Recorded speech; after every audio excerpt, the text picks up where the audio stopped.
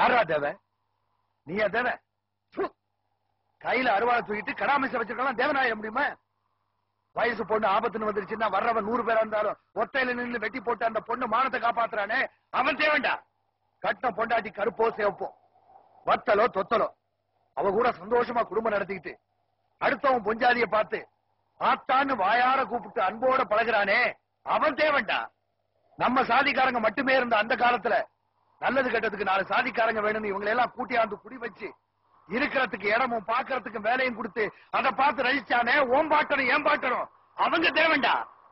விவசாயம் முடிஞ்ச உடனே தனக்கு லாபம் வருதோ இல்லையோ உழைக்கிறவங்க கூலிய குறைக்காம கொடுத்துட்டு அவங்க சந்தோஷத்தை தான் சந்தோஷமா நினைக்கிறானே அவன் தேவன்டா.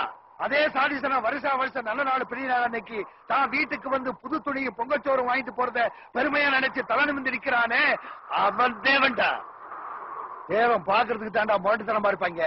பழகுனா இழகுன மனசுக்காரங்கடா. தேவன் கட்டியிருக்கிற வேட்டியில அழுக்கு இருக்கலாம், ஆனா அவன் மனசுல இருக்க கூடாது.